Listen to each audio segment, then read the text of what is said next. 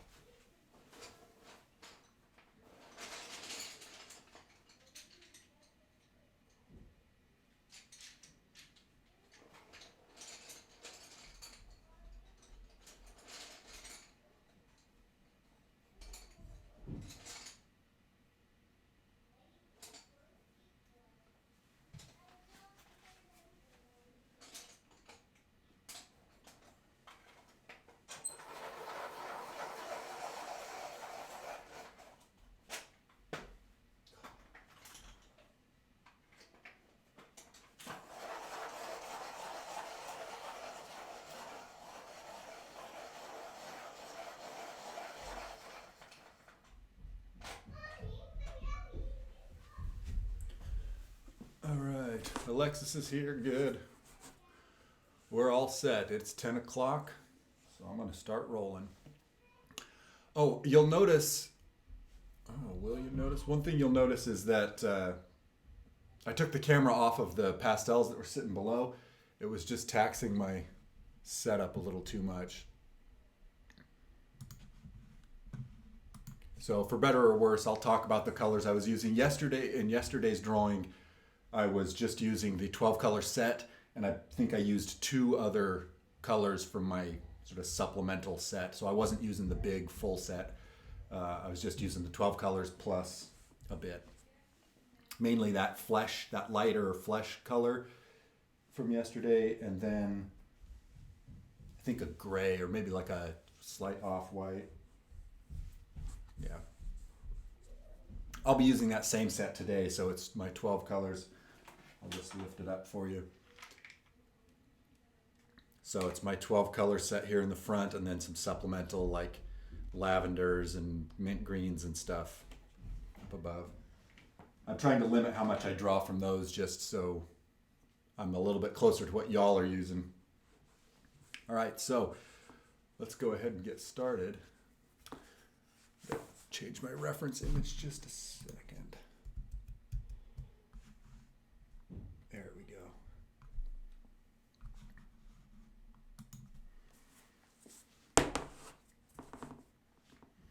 All right, I'm going to do today's approach similar to what we did yesterday. So rather than jumping straight into the color with all this swiping, and you refer to that to yesterday about sort of what I'm expecting now in terms of synthesizing all of the stuff you know about drawing into these color drawings. So it's not that there's one approach that you're using, it's that you're drawing whatever is helpful from beginning, measuring straight line block in, elliptical massing, whatever helps you in your drawing. And you've just added to that the freedom and the wherewithal to swipe color and shadow in and sort of sculpt with color as well, and think about what you're looking at in terms of planes and all of that together. It's all open now. So I don't want you to feel like, oh, this is how I want you to do your drawing. This is just how I am deciding to do it. And if you don't know of this person, I wonder if I can do this real quick. I think I am going to do this real quick. I hope you can see my screen now. I'm going to go like this. I wouldn't do this, but I think I was watching this morning, and I really appreciate this painter. Oh, that's not how you spell it.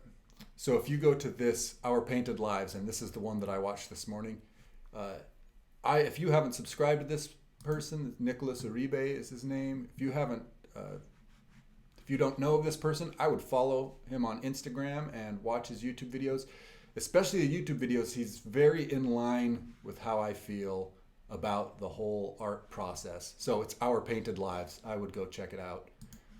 Very influential artist for me.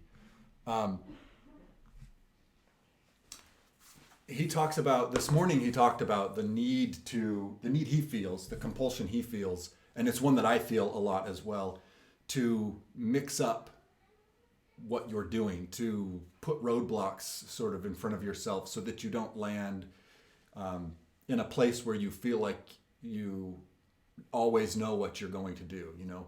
And that's not good or bad. It's not like you should do that or you have to do that. It's just maybe to give you some context as to why I approach things the way I do, why I present them to you the way that I do, is to keep you on your toes, keep you on your feet.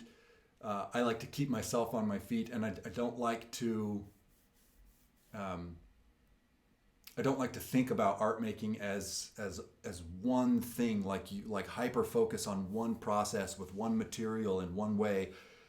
And that's me. That's sort of my route that I go through art with. Other artists do. They focus on one material, one surface, one subject, and they hyper focus and they become phenomenally good in that context. So it's just different routes. So all of that to circle back around to, I'm not expecting you to follow step by step exactly what I'm doing. Just I'm hoping that the decision making that I'm doing can kind of inform you as you're doing what you're doing. To that end, I'm going to start this one similar to yesterday's with a pencil.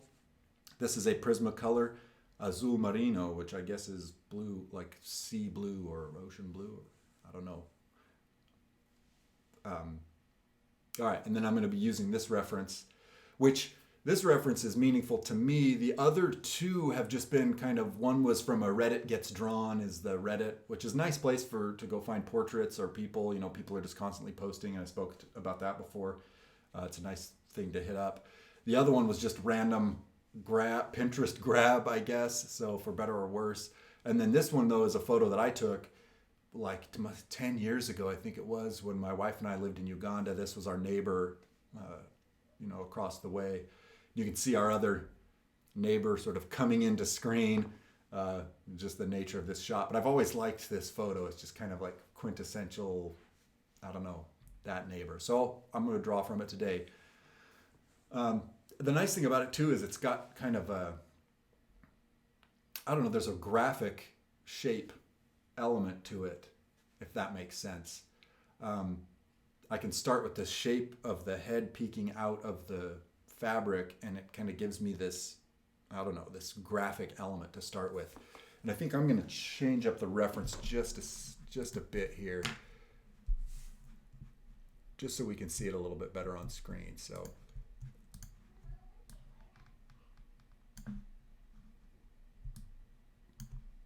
maybe be a little bit more in line with what I'm seeing as I draw it.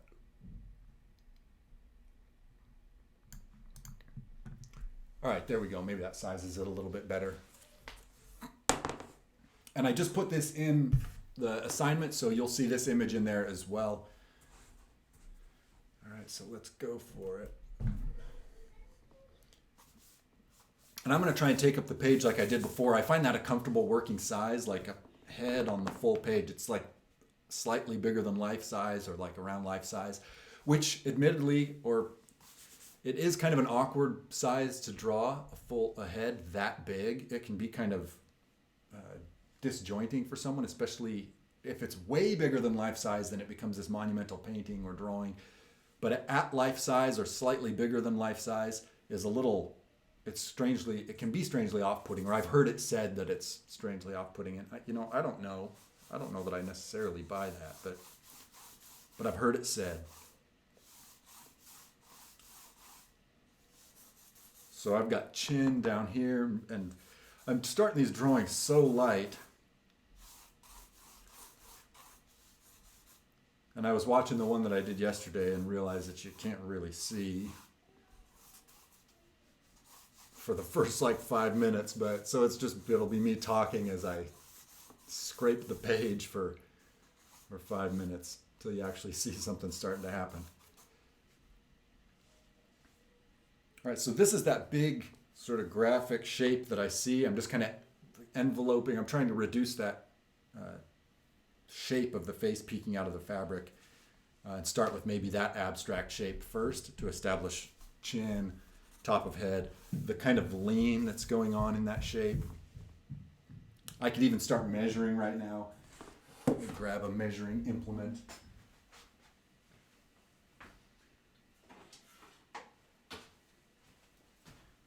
I didn't bring a bamboo skewer home, did I? No, I got like 700 bamboo skewers in the classroom, but none at my house. All right.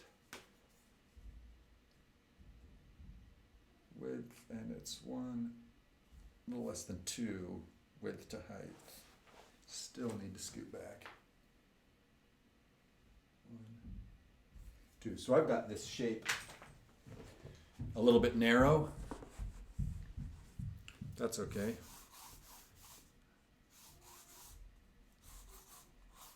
I'll just widen it up a tad, and I'll feel confident sort of jutting this out. So this is where I guess I could probably lift that chin up just a tad. All right, and if you're using this as a Prismacolor, and like I warned before, this Prismacolor Junior, as I warned before, I'm not going to be laying this down really heavy, because if I scribe in lines or things with it, my subsequent layers may not play ball as well. All right, so that's going to go off that way. It's a nice little bundle of fabric underneath the chin. I like that.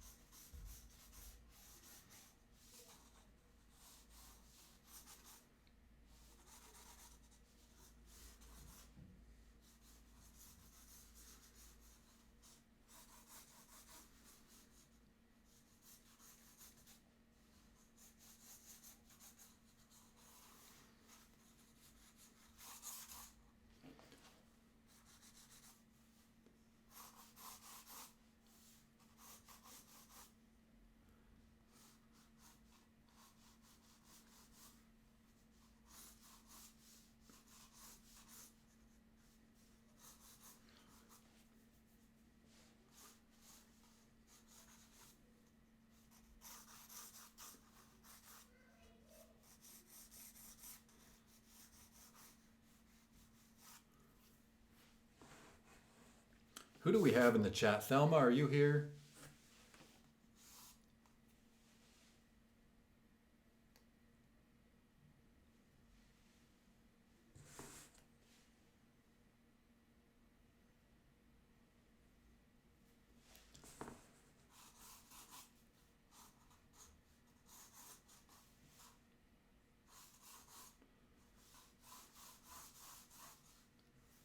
Just finding the center line of the face.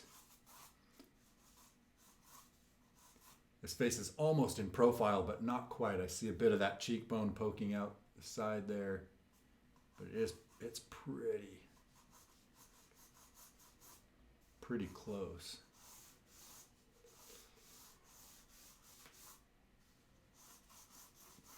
Yeah, Thelma's here. Moderator. Thelma, I feel bad about Renee's art online. I don't know. That person has since subscribed to the channel, and I checked their channel out, and they're an artist and stuff. So I'm like, well,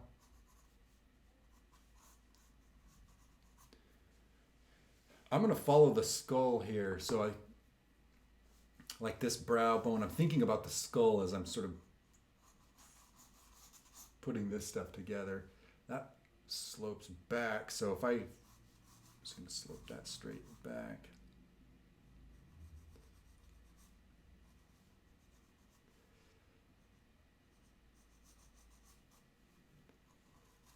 And then the eyes have this tilt to them. puts me slightly above. And I'm going to throw in just a sense of what the hairline is doing as well. I can measure that real quick and just see hairline to bottom of eye. So hairline to bottom of eye. Yep.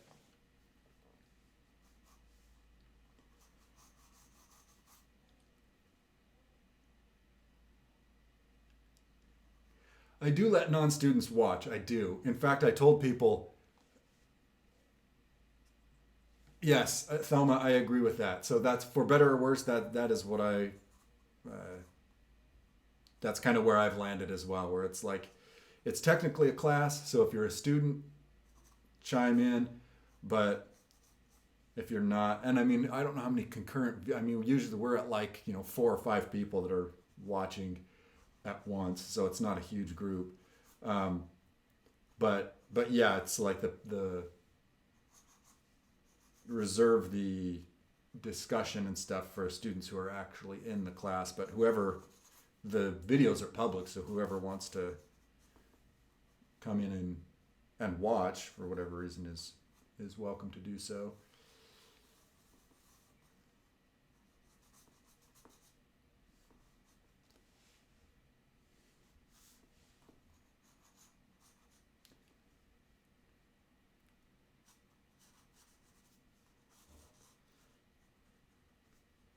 I like to find the corners of the mouth.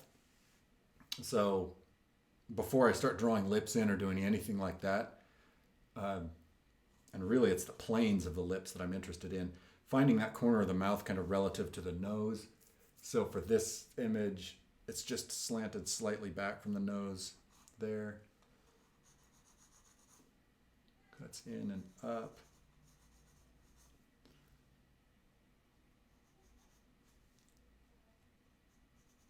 I don't know, I just felt like this neighbor had a great face.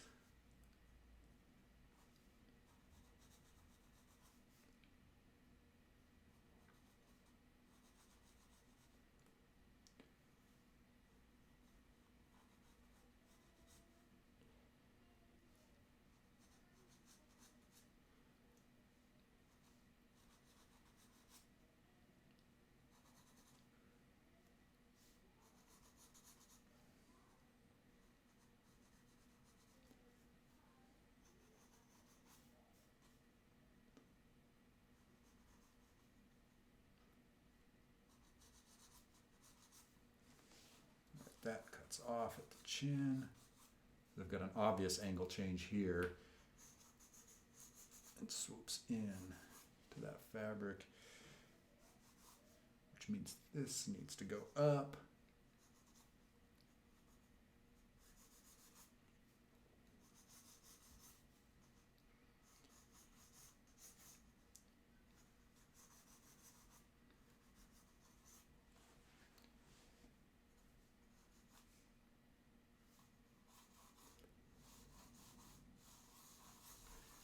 I'm just going to find things with some ellipses here. Get that second eye, bearing in mind that relationship marker that I put before. It's in from the corner of the mouth. That corner of the eye is in line with below this other one. And I'm just going to start with the basic triangle of that eye. Maybe arc on the bottom a little bit.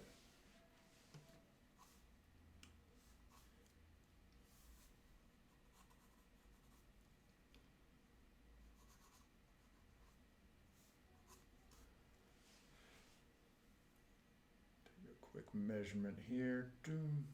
Height of the lips. Height of the lips. Okay. Feel pretty good about that.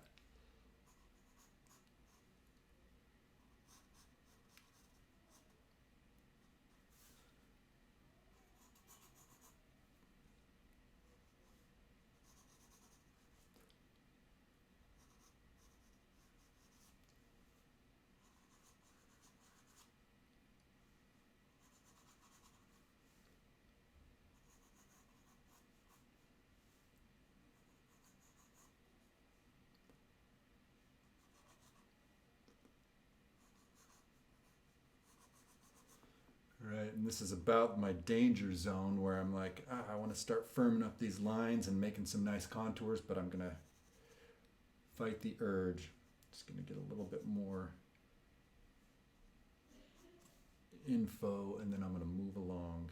I am going to figure this out just a little bit better. Right on this edge.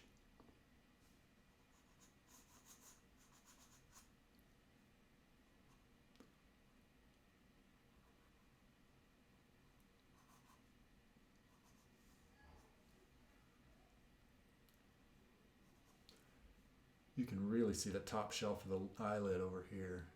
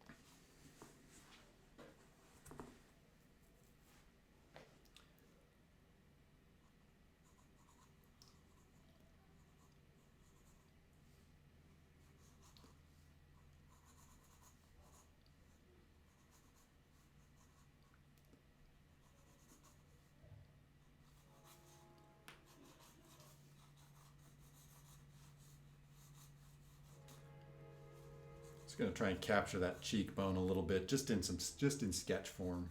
Thinking about the planes there.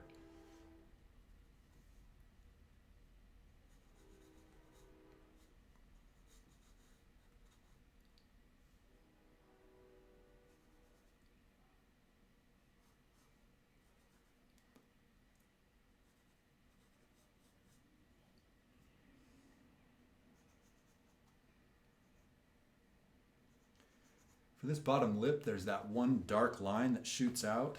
I'm going to make use of that to kind of, I don't know, add texture, add dimension to that bottom lip to show that there's like half and half. I'm going to make sure that little contour gets in just to cause this little bit to peek behind the upper lip. Adds a little bit of overlapping dimension right there.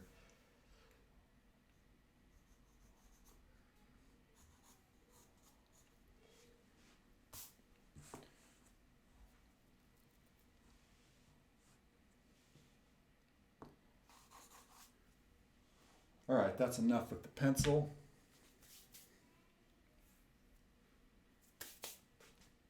All right, so I need to take stock of the colors that I'm looking at. So it's green, man, background and foreground, green, green. There's a lot of green here. When I look in the figure, in the forehead of the figure, I see violets and blues, pretty kind of a strong blue there in the, along that cool light side.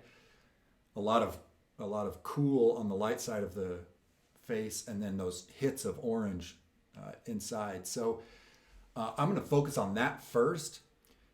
I'm going to give myself quite a bit of leeway. I'm not just going to copy outright the fabric as green yet. I might still decide to, but I kind of went green heavy yesterday, so I may shift that towards more of a neutral white or something. We'll see what happens in the skin and the head, and maybe that will affect the decisions that are made with the background and the fabric and stuff, because those are things where it's a lot easier to color shift, I find at least, inert things like background and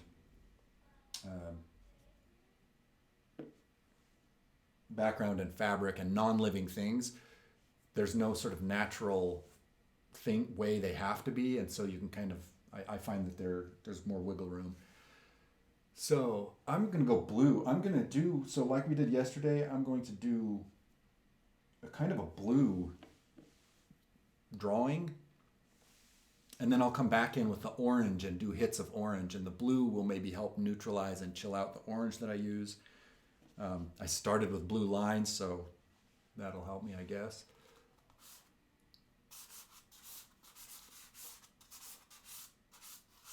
but I'm just going to think value.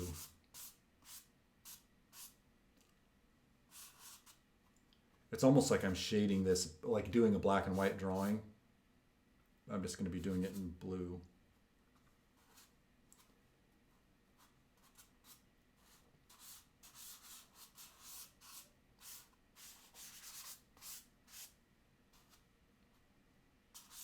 This is where you swipe over. So these blue swipes on top of my blue pencil, I'm like, oh no, I'm destroying everything.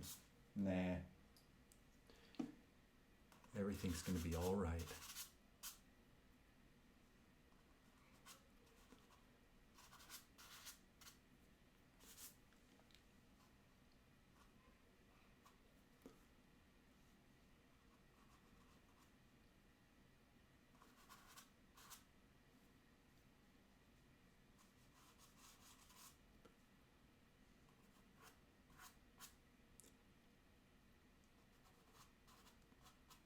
Some nice planar stuff happening in that eye.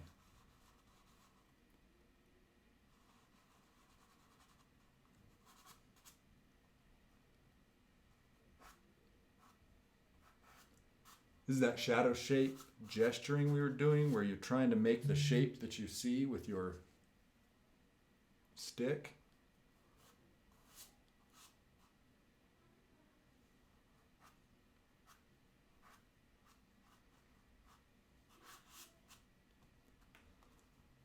Quite a lot of dark right where this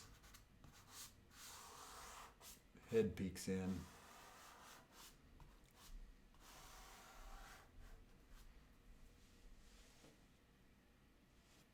Ooh, I got to do something real quick. My webcam drives me crazy. I apologize for this, but if I don't go in every time, I'm sure it's user error because I'm a noob. If I don't go in every time and turn off the autofocus, it just sits there bouncing. And I find that very annoying and distracting.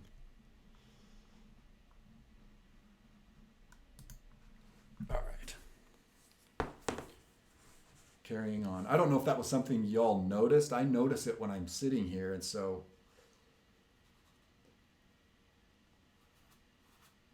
I got to deal with it.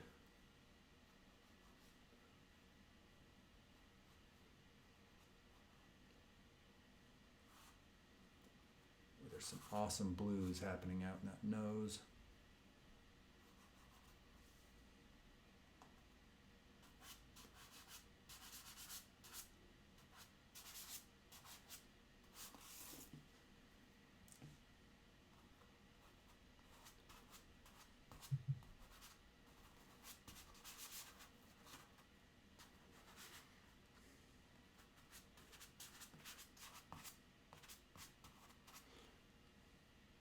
I'm just mimicking that texture in the hair right now just by like flicking the stick different directions. I flesh that out further later, but I want that kind of irregular feel to at least start happening.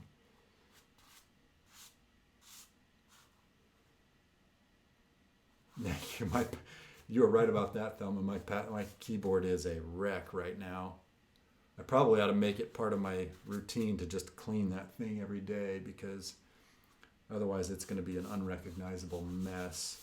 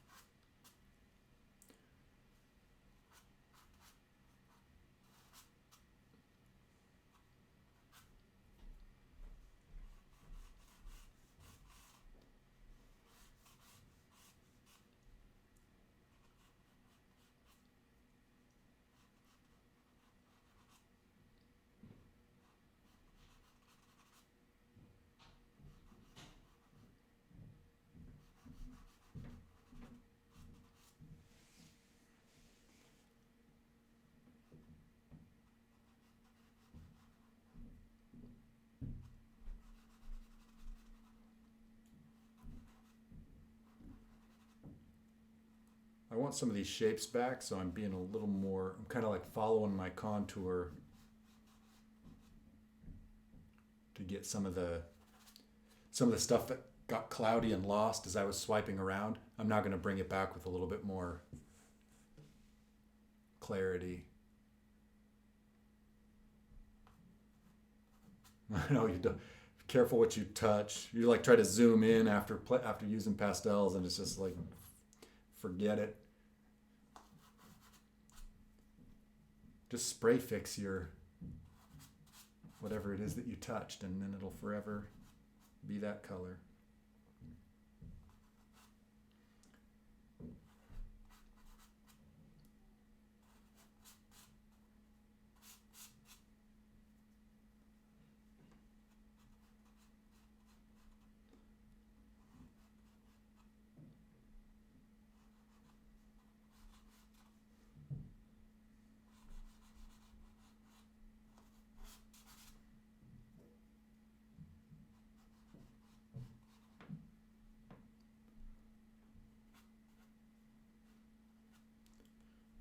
There's this stage of the drawing, and I don't know if it's just me. I mention it almost every time we do this. There's this stage of the drawing I just don't trust what's going on. I'm like, oh, I feel some kind of way about what's going on. Like even now, when I know it's like, you know, if I give it the time, we'll come back. But it feels like there's always this moment where you're just like, oh, maybe I ought to give up on this one. Don't worry, I'm not feeling that way about this yet. There's uncertainty. You're like, is it gonna pan out? Is it gonna work? Trust yourself.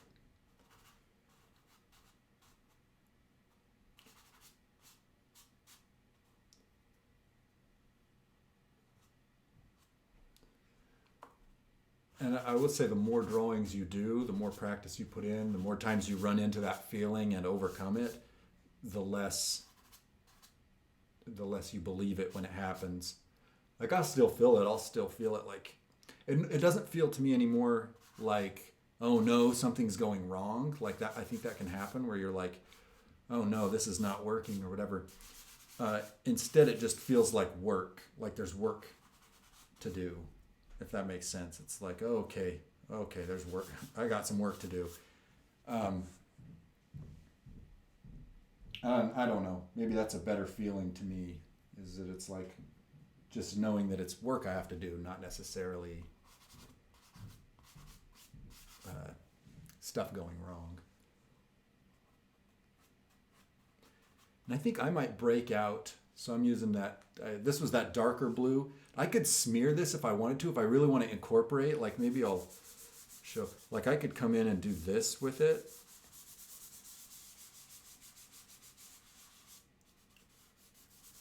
And that'll really incorporate that pastel into the page and get rid of that texture. And this is what I'll do almost always on white paper because I can't stand that white, that overbearing white fleck.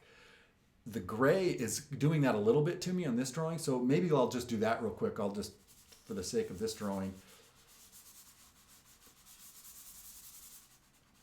I'll work this all in.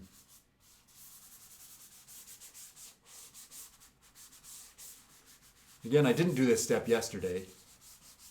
I just kind of kept working on what was there yesterday, but for this drawing, I'll go ahead and ghost it all.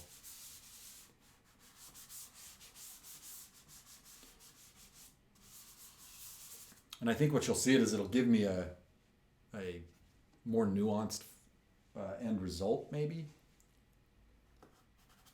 See what's happening value-wise here. This is a good sort of transitional. This is that lighter blue now. It's really subtle.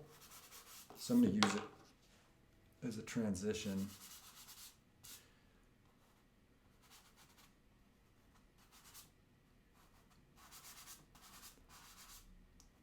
And I'm especially going to lay it down where I see that blue in the light. Because I'm going to come back in and that's going to when I lighten that up, that blue is going to mix in and it's going to really go blue.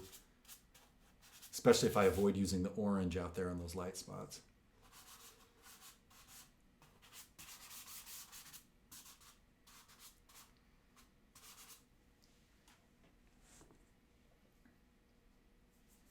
And I think I still am going to use a lighter blue.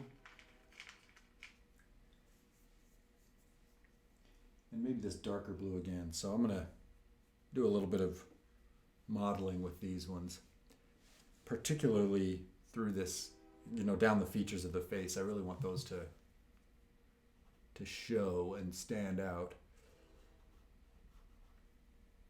So I'm going to get some clarity back here. I'm thinking about line quality. I'm thinking about transitions. I'm thinking about shadow shapes.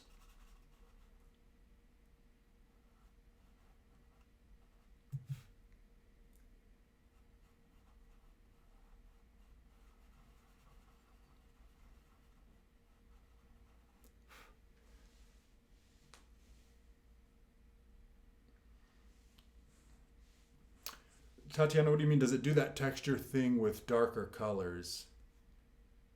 Like when you lay a darker color down on a lighter surface? Is that what you mean?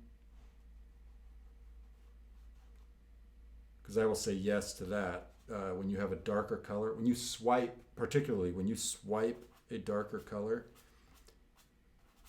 onto a lighter surface, and in fact it does it when you swipe anything. You may have noticed already, when you swipe, you end up with that texture a lot, and it just depends on what's underneath it as to whether that texture is problematic or not.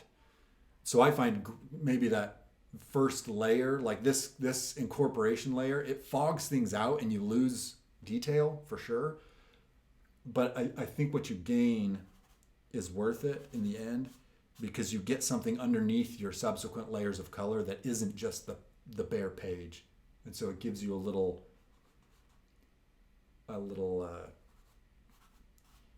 leg up in the layering, right? And I can continue doing this as long as I'm working the blue.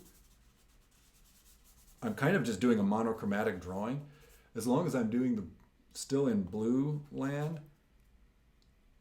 I can mix this. I can continue smoothing it if I want this to be really smooth. I can continue doing that. It's when I start adding different things to the drawing that it starts to become a problem. So like for instance, when I start using this lighter blue, this white, I'm going to be really careful about how I smear that, because I really don't want this to sully up the clarity and the shadows and stuff.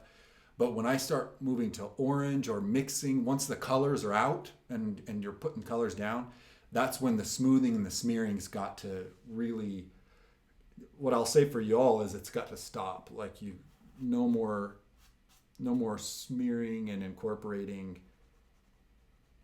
once you're using all your colors, because the likelihood, the chance that it's going to go milky and gross, it rises a lot.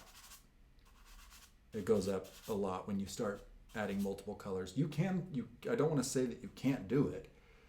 You can mix them together, like blending stump wise, and you'll see me occasionally. I might have colors down and like do something with a pinky, but it's very measured and very aware of the fact that if you do too much of that, the colors will turn gross.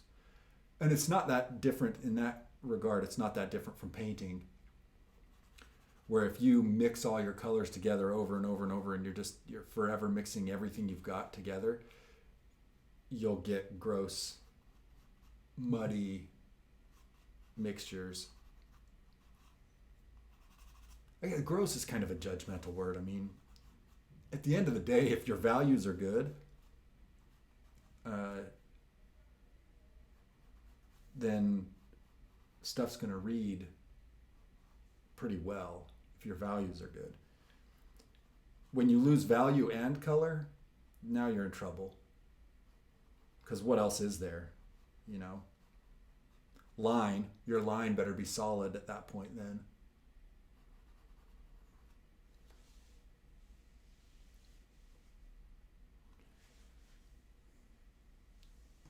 Make sure this goes wide enough.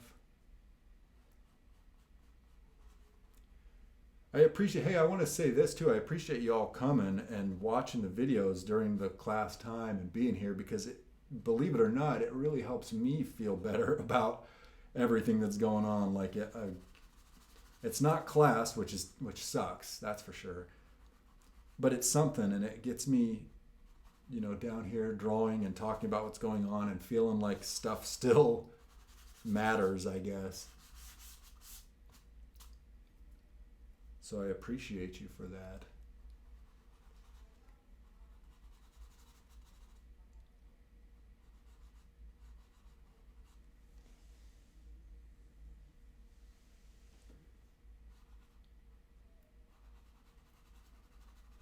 There's some really cool stuff happening in these lips. Like, it's not just one flat plane for this lip. There's like a bulge, like I see a little light shape right through here that comes down into a dark shape down here. It's like there's a pouch of skin poking out right there. I'm going to get that in the color mixing, but it's nice to give that texture. It's almost like, and I've seen this before, seen it described this way before, but like the upper lip has 3 kind of pockets of skin. Yeah, good. Thank you, y'all. It's the next best thing. So I've got one pocket here, one front-facing pocket there, and around the back is where the other pocket would be. And then the lower lip has 2 pockets of skin, like a big pouch here, and it meets up with the other big pouch, which wraps around the other side there. There's more to these lips than just top and bottom. They're a whole interacting series of planes. It's really, if you slow down, you can really make some good sense of what's going on with them.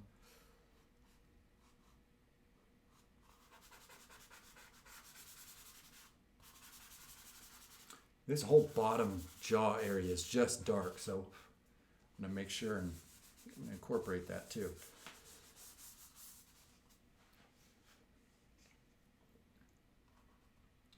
So, and that pencil drawing, at first, it helps me deal with like some of the proportions and some of the stuff. Like it's just, it's a more manageable stage of dealing with contours and like placements of things and so on. So for that reason, I wouldn't shortchange it.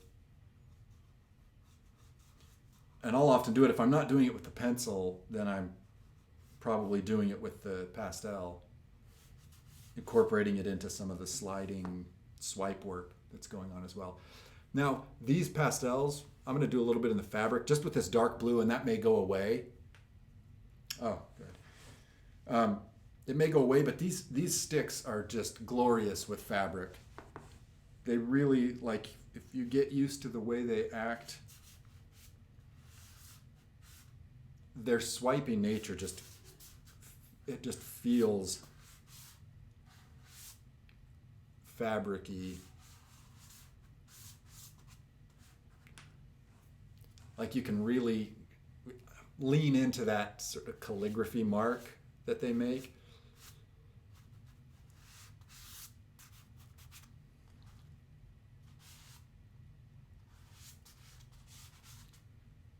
And really quickly you get something that's like that says fabric. All right, I'm going to do one last just gentle incorporation of this blue, just anywhere that seems like the texture of the paper is kind of overwhelming. Beware of this though. I see this sometimes in class, and just beware of it in yourself. You can really get carried away with the smearing and just be like, oh, that smearing looks nice and smooth, and then you do it everywhere and you lose. You just keep doing it over and over and over, and you just keep that mushy feel to the drawing for far too long. So at some point you got to abandon it. I think I'm about there for as far as abandoning it's concerned. I'm going to see what this blue does. Oh, I already like this blue. It's this turquoise. It's like a light turquoisey blue. It's not in the 12 pack. It's like my shirt color blue, except for my shirt's green. So this is one that I grabbed intentionally because I like this color.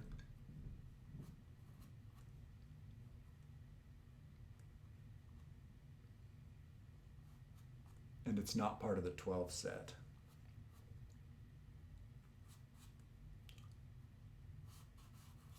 There's definitely some violet through here as well, so I'm going to be reaching for that in a minute. I'm still kind of just doing that one color monochromatic kind of drawing.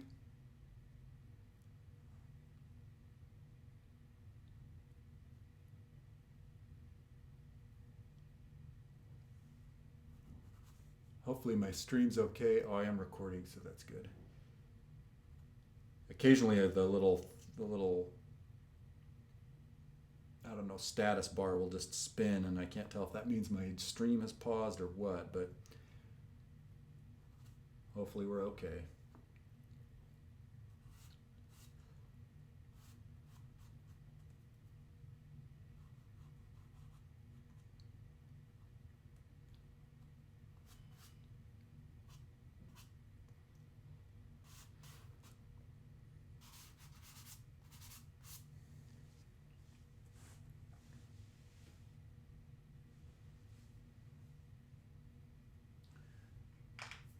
I'm going to put that blue away. I'm going to grab some violet and just start to maybe encourage some parts of this blue to violet up. And I'm going to do that based on what I see. Like I see some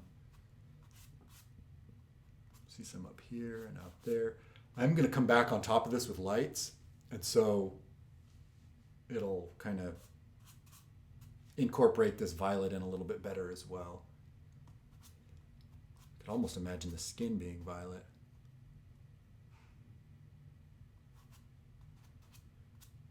It'd actually be nice to have, Alexis, to your point, it'd be nice to have a day of like, just a workshop day. Like, let's build our benches. Here's the supplies you're going to need. You get them and we put together some DIY benches. And I've learned some things about the benches as I've done them too. So Corey, the tech, and I built the ones that are in the classroom. And if I was to do it over again, I'd probably change the design of them a little bit. Although I guess they are really heavy duty, which is nice. They can take a lot of abuse. All right, I'm going to start bringing some color into this head because I want to get fabric and background going, and I don't want to do that until I get an idea of what the head is going to be like. It feels a little bit non-distinct up here, so I'm going to bring some of that texture, some of the hair texture back. And I'm just going to base it on a few of the things that I see.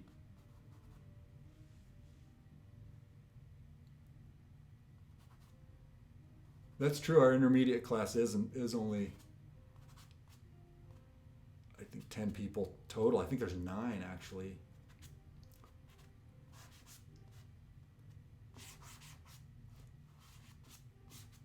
But where would we go?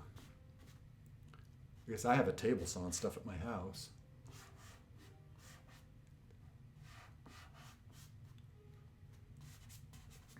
It would have to be totally optional, though. I wouldn't feel confident or comfortable telling people they had to do it. Yeah, that helps me feel a lot better about what's going on here. It's feeling a little bit strange to me, but that's clearing it up somewhat at least.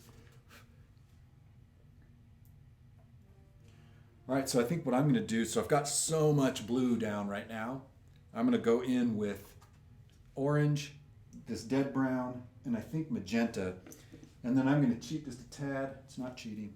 I'm going to grab, I really need a replacement of this stick, that's for sure. I have this really dark sort of crimson, it's like a dark There it is on my palm. It's that dark red. And that's going to be my answer if I start using this magenta and it's just too much, like it screams up magenta. I'll probably do like some dead brown and dark red or something to keep things in a sensible place. All right, let's start with some orange and see what we, yeah, that's good. That's nice and dark.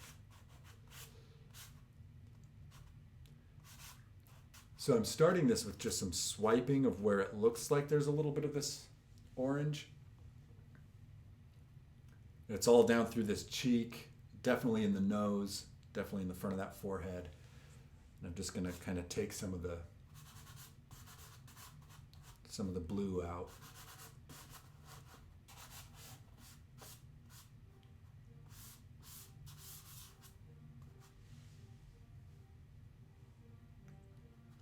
But that blue is still there, sort of informing the orange. It's giving me permission to kind of go stronger with this orange stick because just there's so much blue.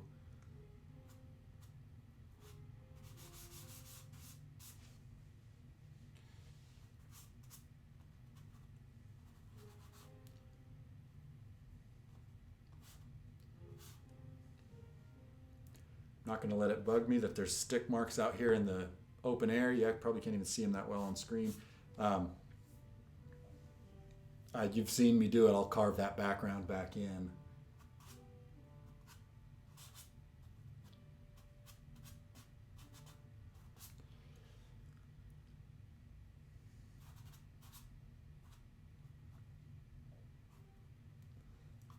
A bit through there. So right now I'm just kind of putting it down in regions, in the area. I'll get more specific with it as I go. Let's see what this red does in here. Oh, it's nice. So this red, this darker red that I've got is playing ball with this orange pretty well. It's kind of giving me some richness to it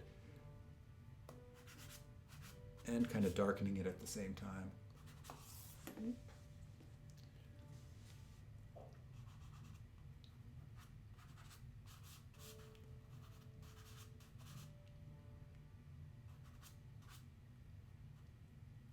Definitely have some of this out on the end of this nose.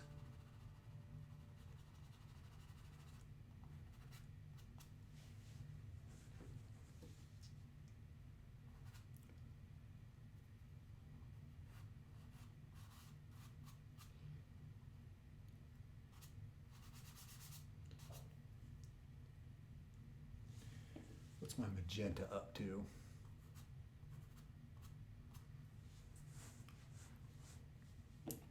I kind of am liking this darker red. I think I'm going to stick with that for a little bit.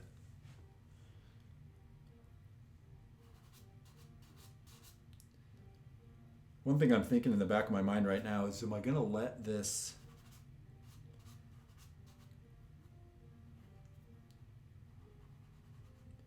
Am I going to let this dark blue be my darks, or am I going to come back in and be a little more, I don't know, dark about it? Like, am I going to need black?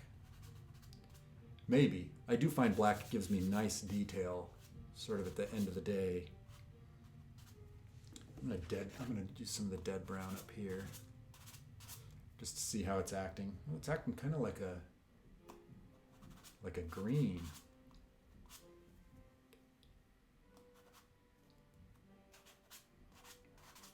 Is there anywhere that I can see an excuse to use that in the face? And yes, there is, I think.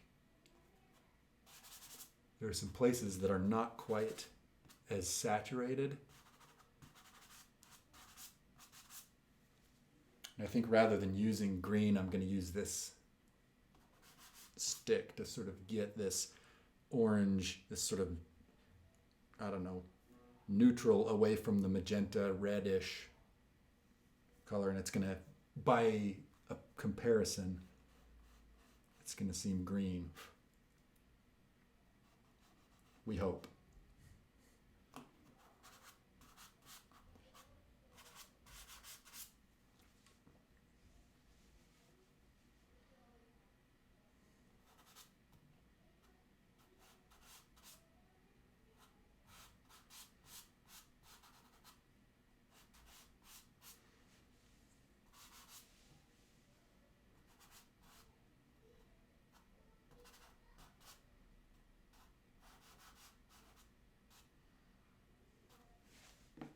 back to this red right under this eye.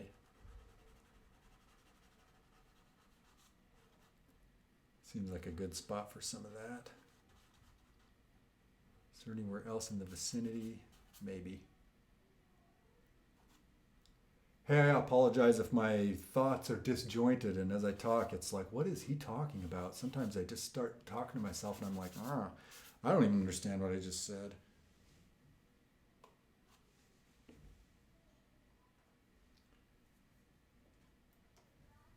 Grab some dark blue and reshape this just a little bit.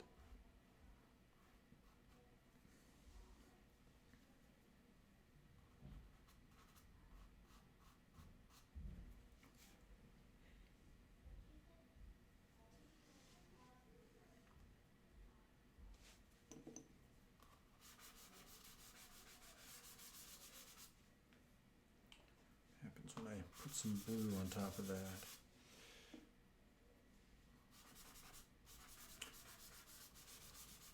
That darkens pretty well. I think I'm going to leave.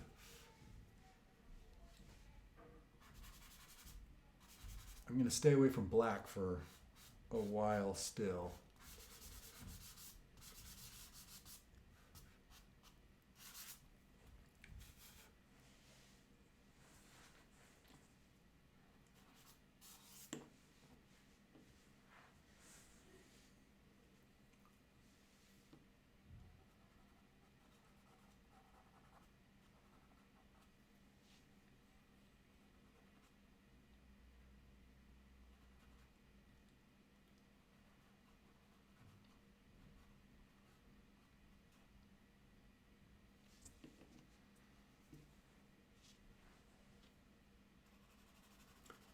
Yeah, I kind of like the blue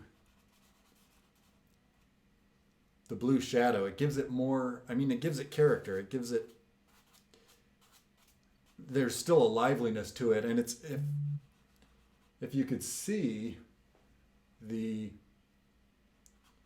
actual image, the screen does a pretty good job of it. But like yesterday's, I wasn't too happy with what the screen was looking like. It's just got a liveliness to it that you wouldn't have if you got a little too excited about using black.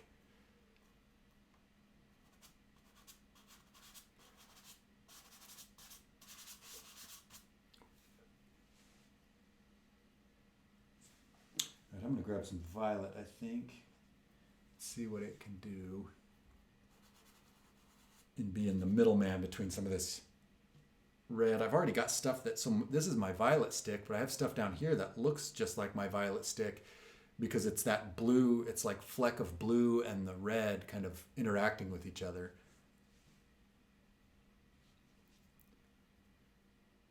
Let's see, a little more red up here.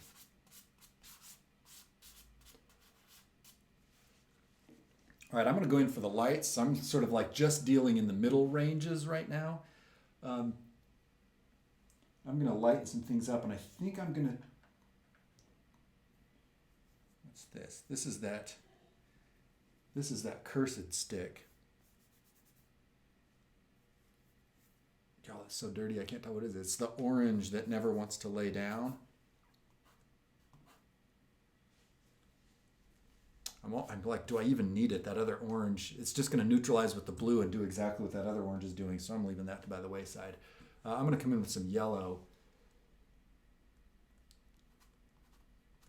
and just lighten some of the, start playing this light game. And it's going to mix with what's down and start smoothing some stuff out. And I'm already kind of wondering, I think I'm going to use this a bit sparingly because it's a little too, it's sending things a little too green. I think I might just use it over here where things are a little more neutral. I think I might grab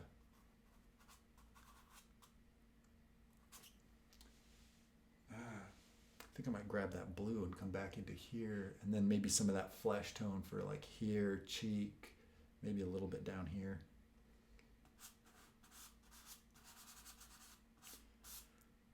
I'm almost smearing right now with this yellow in a way that I would maybe want to with my finger, but because it's not my finger, it's not killing stuff as bad. This shape. So I went a little overboard with this shape. It got too wide, but that's okay because I can just bring this red in and sort of be a little more nuanced about that shape. That's not bad.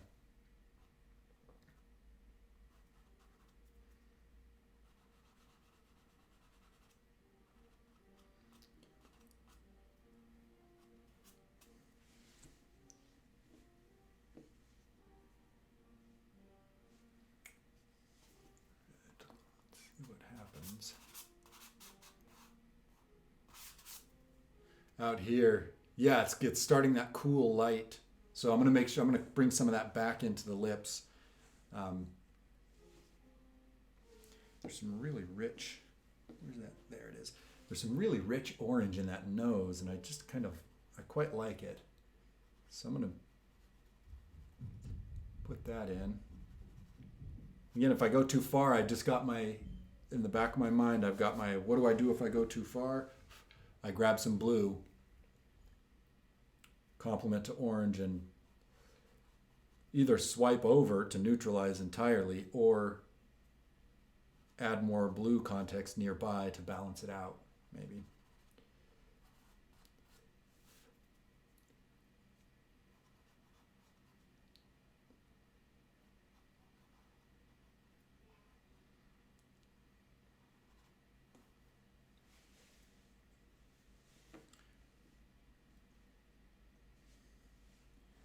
Where's that blue stick? Where'd it go? Oh. I put it back. Now, there's another thing too I can do, and that is never underestimate the power. And I don't have the dang stick. Oh, I think I probably have one in my bigger set. Nah, I won't grab for it though. Gray is going to act like blue in the context of the orange, or act like orange in the context of the blue. It can be a nice bridge between the two. So anywhere that these light shapes aren't really blue, I'm just going to bring this gray in a little bit. And this is just kind of an off-white gray, but I don't want to overuse it because it's gonna act like white, which is a color killer. But I've got so much color down right now that I'm not too afraid of that at the moment. Okay, I'm going to use it right here to get some of this highlight in. Maybe out here.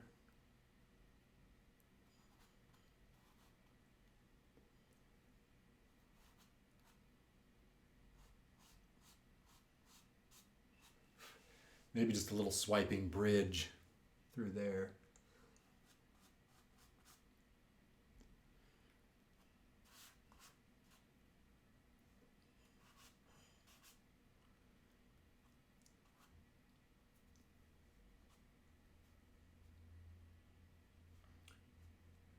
See through here.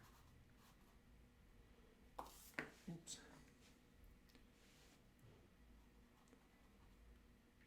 If y'all come to embrace the joys of just dropping your pastels over and over and over again,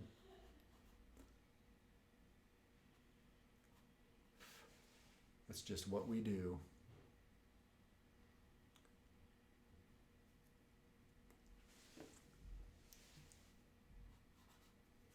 I'm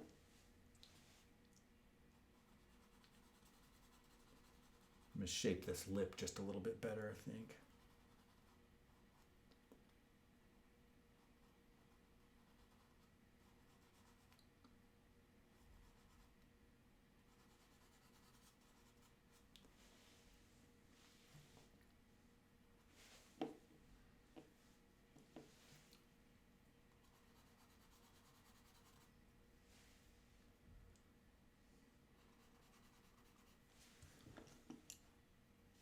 I realized one other thing that I realized when I had the camera down on that pastel set was that I was doing what I'm doing right now, which is I have a group of pastels down on my seat, and I've got about 5 of them out. You can see them right here. And I just kind of pick from them as I draw. So I'd go for a pretty decent amount of time without grabbing anything out of the one I was showing you. So I think better just to talk about them. All right. Now there's a ton of blue down here. There's quite a bit of orange happening right now, and you can see the balance starting to come together.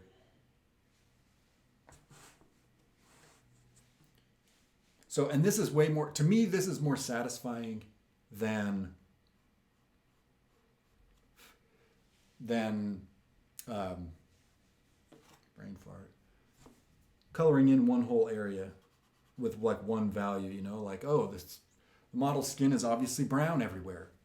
It's orange everywhere. Well, the very first thing I was thinking about I don't disagree with that. There's a lot of, brown in the skin tone here. But what is brown but a neutral orange? And if I'm interested in making things feel lively, then I need to think about orange, and I need to think about how I balance orange. Right? If I do that,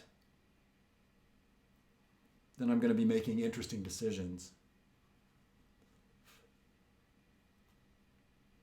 I'm going to put it down there.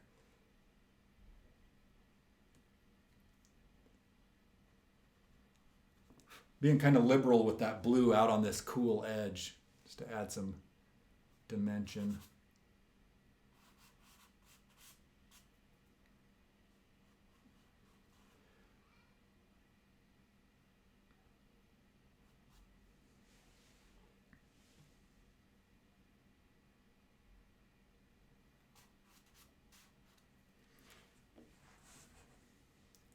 All right, I want to start thinking about background, and sort of now with what I've got going on here, I've got a lot of blue-orange. What do I want to do in the background? I just need to pick something that's going to contrast what's going on in the figure. Maybe something that this blue light edge can stand out against. How do I feel about the green from the picture? I kind of don't mind it. I think maybe I'll just go green heavy in the background. So I'm just going to grab my full grass green stick. I can always, upon putting this green in the background, I can reassess and say, is it fighting with what I've done here? Do I need to knock it back? And it may be that I go green, then in with this dark blue that I've used for all these darks, another bit of this green, more dark blue, maybe some magenta or something to neutralize. I'm going to sort of, all those options are going to stay on the table. White to bring the highlight up so that there's something for this to be framed by. But step one is just getting in there and laying that background down. And you've seen me do this before too. I'll always use this as an opportunity to reshape the silhouette if I see that it needs it. So like right here, I kind of feel like that forehead bulges out too much, like it's way too squared. And it's a little bit like that in the image, but I think I'm going to play that down just a little bit. I'm going to take a gentler slope there.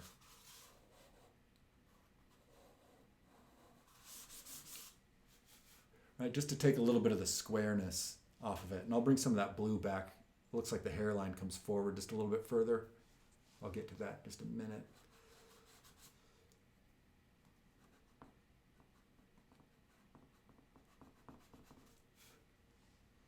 Here's where I really want to describe this, because this is an edge that has been lost for a while, like what's happening right there. I'm going to describe that. And I can already tell right now what I'm probably going to want to do is to lighten this background up.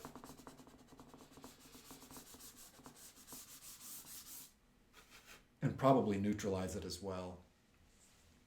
because it's just too, I don't know, as I look at it, it's too similar to the values that are in the figure.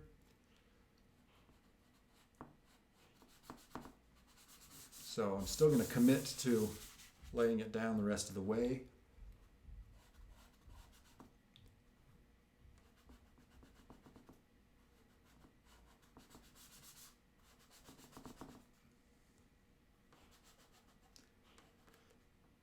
I think I'm going to take my cue of what to do with it, and I'm just sort of like pinching on the edge of this stick.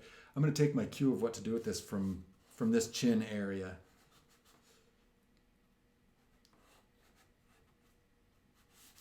If I look at the green that's here in this chin area, it's quite light. So I think I'm going to magenta this green to knock it back, to neutralize it. Then I'm going to bring some light green back to re-green it. So this is going to start looking like the skin.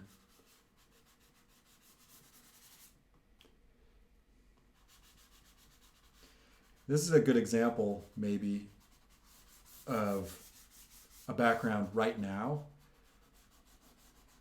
that's too similar.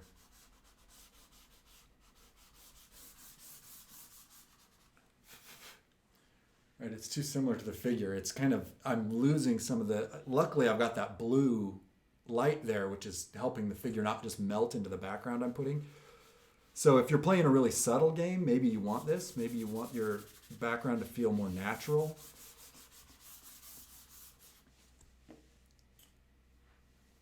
Right, it almost feels like a neutral green space, and it's blurry back there and sharp up here.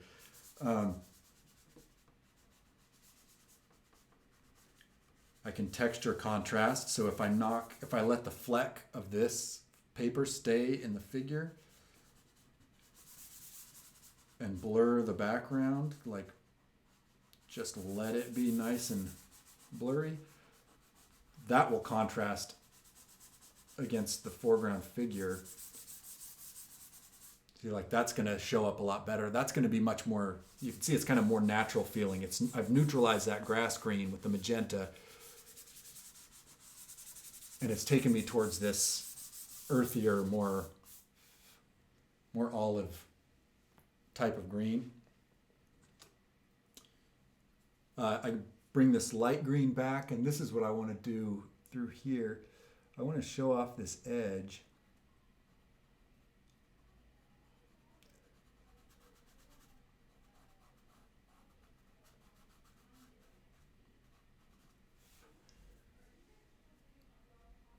So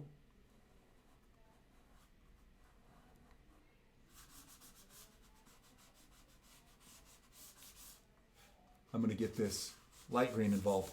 Now, since I smeared the red and the green together in the layer below, this is having a lot more painterly texture because it's not, the fleck that's showing through is made up of the pastel that's underneath it rather than the page. So that's something to remember if you want a more painterly look and you don't like this flecky texture. The heavier you lay, like if I went further with this blue layer underneath and really laid the pastel down and maybe even spray fixed a little bit, when I pastel on top of that, I'm going to end up with a more painterly kind of feel to things. The trade-off, though, and there is a trade-off, is that the tendency for things to mix goes up. So you kind of have to start pressing harder to get a good bold mark. You know, and maybe you don't want to do that. And depending on the stick, you might try to make a mark and nothing happens, or you find you're just plowing pastel around. And you're like, well, I can't make any more marks. It's just, the paper's just given up. It's like, it's too much pastel. I can't take any more. At that point, though, you still do have the option. You can still spray fix really reasonably aggressively, and that'll allow you to work on top of the thick pastel. But there's a trade-off there, because often spray fixing your drawing changes the colors and the values that you've put down. It'll soak into one stick different than another and so on. All right, now I can be like, that's green is too, I don't know what, it's too green, the color is too much chroma that wants to fight with this figure. So I'm going to do one last layer maybe of, this is that gray stick. And it's just going to suck some of the, it's going to lighten and suck a little bit of the green out.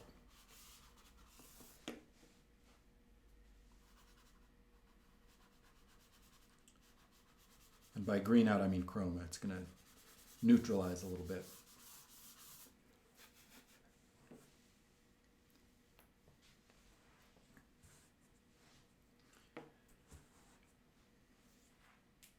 All right, what do I want to do in the fabric?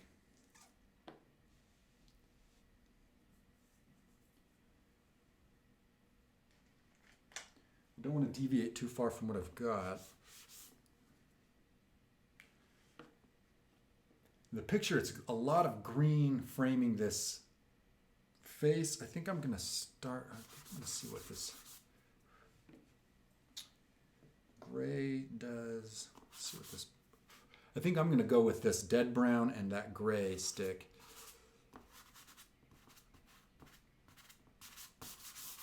This is going to be like maybe a really neutral orange answer to all the blue that's there. And if you don't feel comfortable deviating that wildly from the reference image, you can do, green background, green fabric, just like you see in the image. That's fine.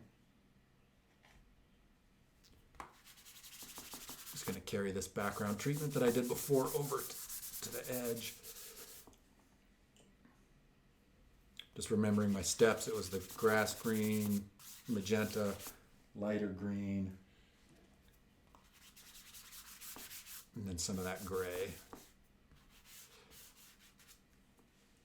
Right, and if I want to add interest to this background, if I want, like there are some places where I see it being a little bit darker, I'm going to bring some of this grass green back, and I can add variation, and I can grass green darken, but I can do that where there's going to be light shapes. And the image kind of does this already a little bit. It like darkens next to the light shapes, maybe off this lip, maybe off that lip a little. But it's lighter down here where the figure is darker, right? So I can mimic that in the drawing and make sure that I have plenty of opportunity for contrast to show that thing against its background. And by that thing, I mean this human being, of course.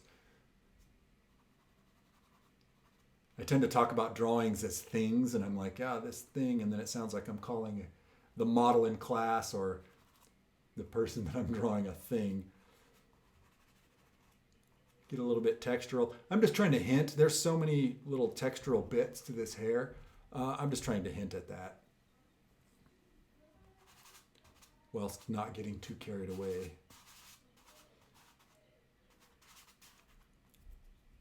For something like that, because that's not a focal point. Once I feel like it is mimicking what's happening in the hair, I'm happy. I'm leaving it. This is where I want you to look.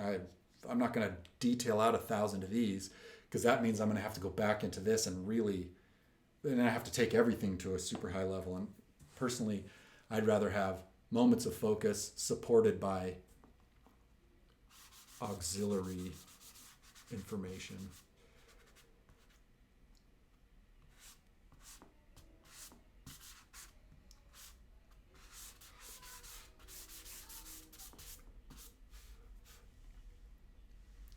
Again, with the fabric, I just want it looking fabric-y. Like I notice it's lighter on this side. So I'm doing like a swipe twist, sort of calligraphy swipe through there. I just want to mimic what's happening.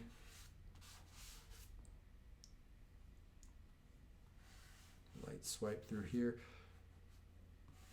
If it starts feeling like fabric with light on it, then I'm going to be happy.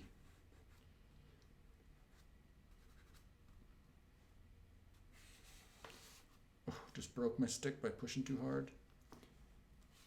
The struggle is real.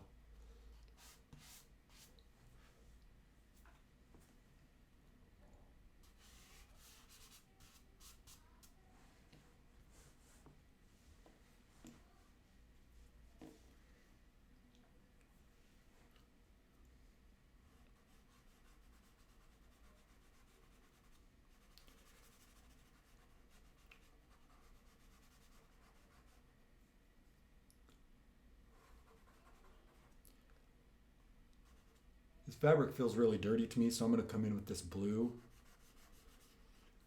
and throw some shadows in, and it's just going to, I don't know, freshen things up a little bit. It'll maybe be that cast shadow coming down from the face.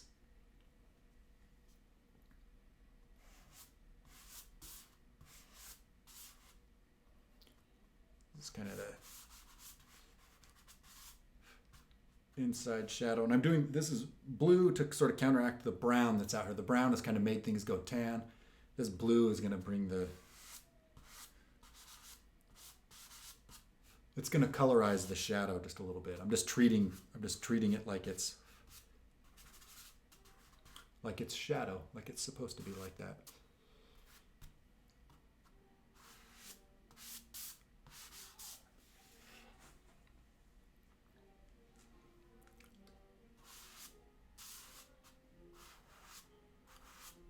Right, and it might have been really tempting to just shade that with the blue, or with the brown rather. Sorry, just be like, oh, brown, okay, brown everything, brown, dark, dark, dark, and lose something for it.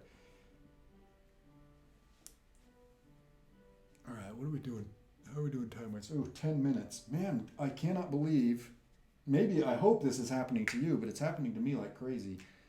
I'm getting drawing, and then all of a sudden it's like an hour and a half's up, and I'm like, every time I'm like, man, an hour and a half is just, that's not enough time.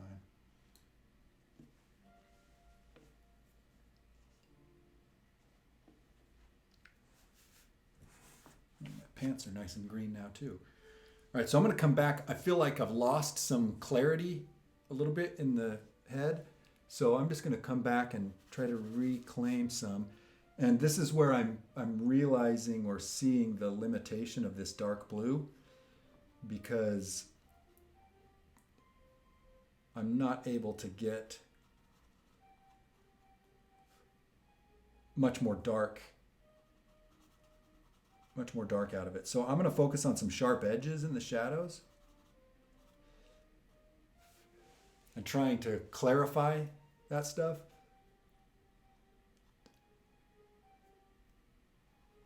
And hold off on any thoughts of using black just yet. I'm going to see what I can get out of this dark blue first.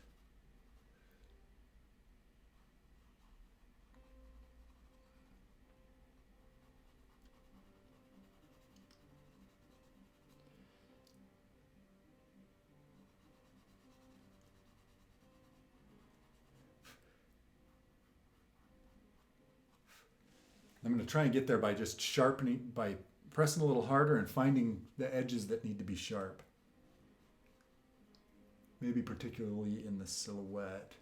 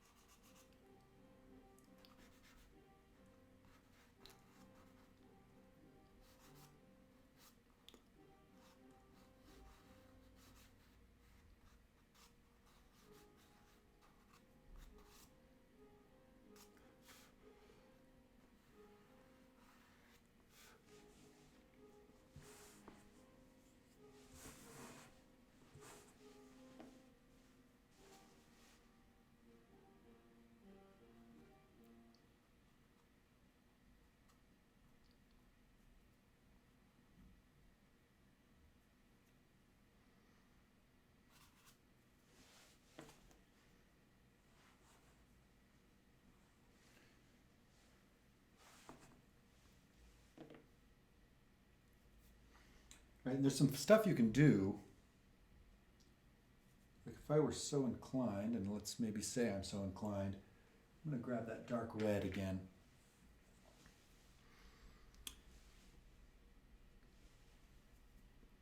I can play around in this big area. So I noticed that the fabric in the reference is very patterned, or it's at least got some pattern running along it. I can borrow some of that idea and just imagine this surface, this wrinkly surface, and run some pattern. No, I'm not, if I were so inclined, or if I was feeling, I don't know, really masochistic with myself, I might try and copy the pattern that's there, like do the pattern that I see. But I don't want to do that. I don't have time for that. So I'm imagining this kind of wrapping up and maybe inside this wrinkle, and then maybe it comes out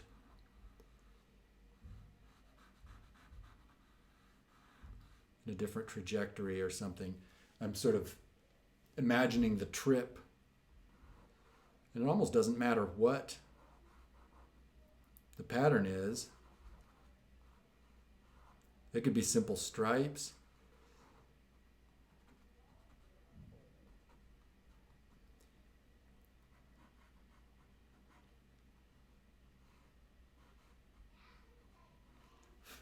But it's going to start accentuating the fold there. And this fold I've already identified because of each of these marks arcs one direction as like a fold that's doing that. And if whatever I do obeys that rule,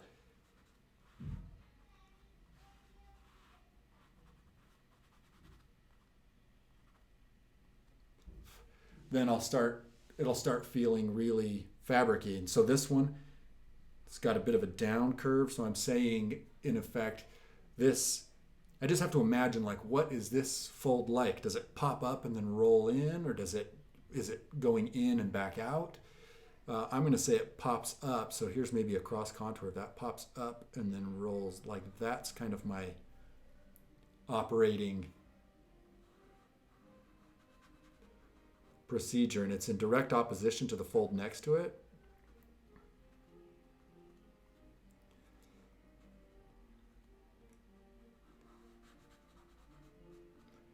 Right, so I'm being kind of willy-nilly here, but you can imagine that carrying on. I mean, you could do that for an hour and a half, and this would just become, you kind of get lost in the landscape of what you've done. And it just started with those simple swipes, but now it'll take on a whole different life just because you're using that pattern to accentuate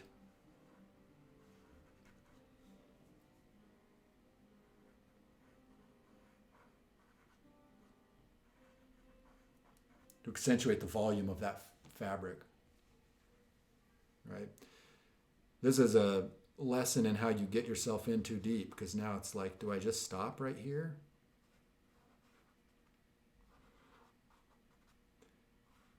And I'm just using the same red the whole time, right? I can come back in and add pops of highlight onto that pattern if I want to make it even more apparent. All right, so I'm gonna do it. I'm gonna come in with a little bit of black, and I'm doing it in some select places, and then so we got about 2 more minutes. In some select places, just to give a little more pop. I really don't want to kill the blue that I've got down, but you can see the kind of depth that black is gonna give me. And if I get the sense, if I get the feeling that it's starting to bully or take over, then I just have that other blue at the ready, that same blue, and I can say, no, you don't. And the black will just become, or I can maybe hatch into it like this and just make that black play a supporting role. I really don't want to, it's not my heavy hitter, it's my accentuator right now. It's not my shadows everywhere color. But I do feel like the drawing would benefit from some value contrast, some pop. And so I'm going to get some of that from black right now.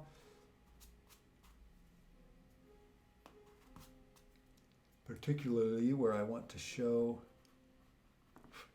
focal point.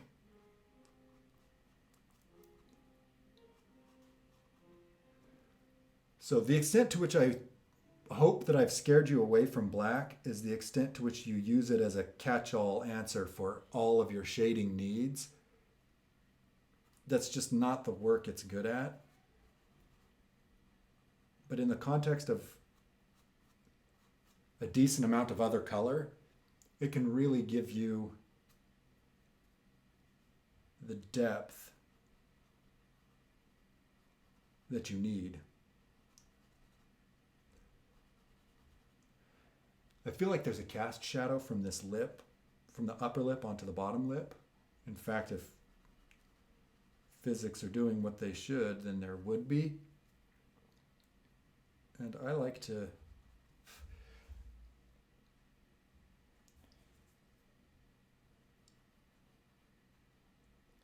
line cast shadows with just a little bit of color intensity. So that's the magenta stick. Maybe I'll grab that dark red as well. Just to add that border between light and shadow, just to give it, I don't know, a little color pop.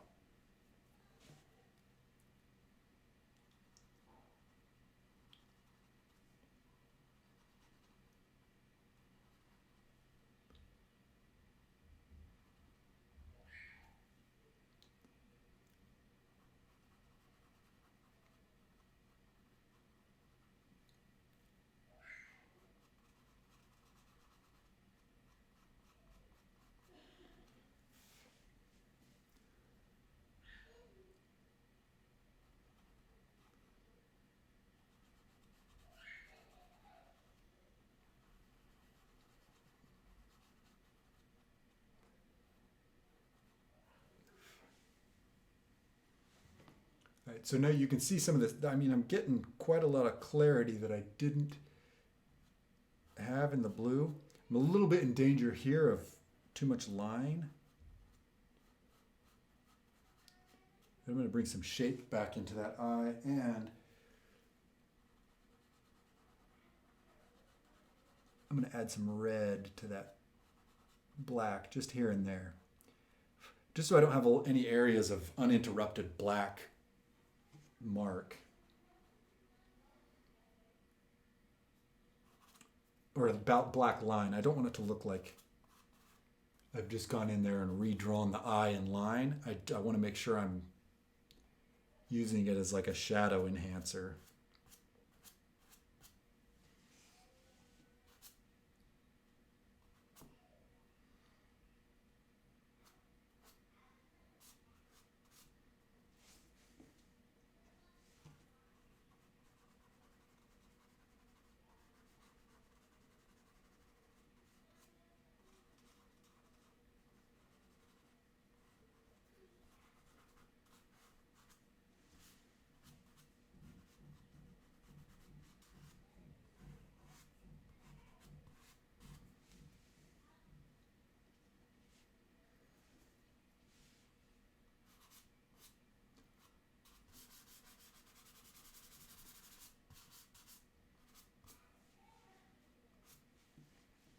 And then I think to finish things off, I still have not gone full white yet. Yeah, Thelma, if you've got a dark gray, that like a quite dark gray, that can be a decent place to go. I am going to find where I really want to pop some light. And I think I want to on this nose.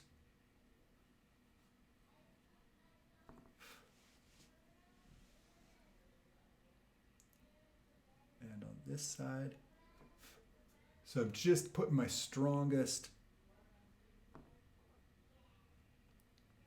light edges down. I see some.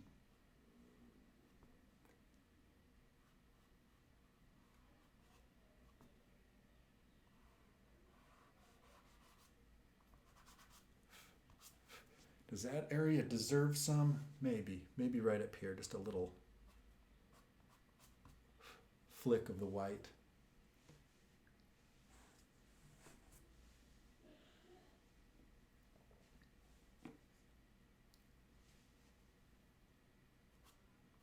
I feel like there's some light shapes in this cheek that are kind of not as present as I'd like them to be. I think I'm going to grab my skin. This is that pink color. I don't want it to be blue because it's not facing that same direction, but it is catching some light. So I'm going to grab a little bit of that front plane cheekbone, a little bit more in there.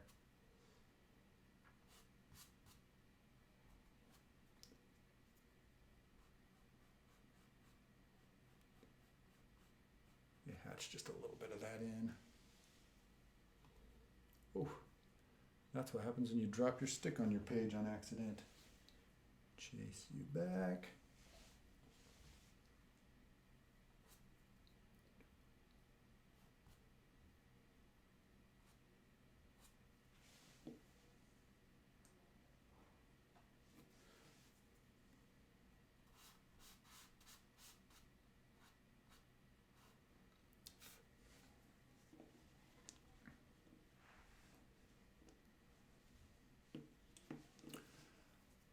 All right, so things that I could work on.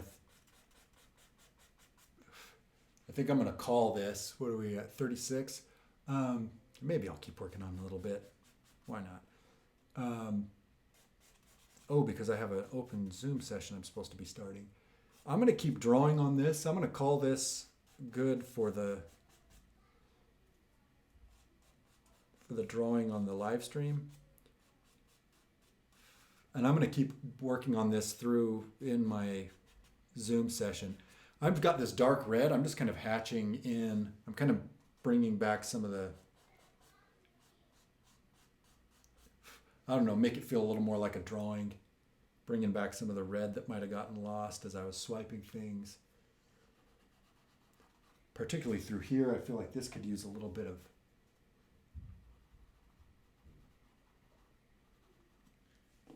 darkening.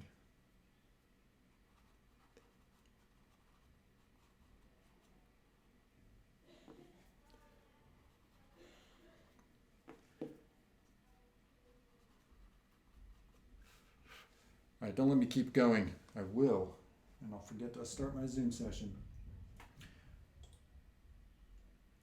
All right, so open office or open Zoom session is going to start right now. I'll go ahead and call it there. I've got some more stuff I'm wanting to do on this. God, it's crazy how much the camera distorts that. It's like forehead, chin. You almost can't get a proper view of it. Maybe that's the closest. All right, so there's still more work to do on this, but I'm going to call it there.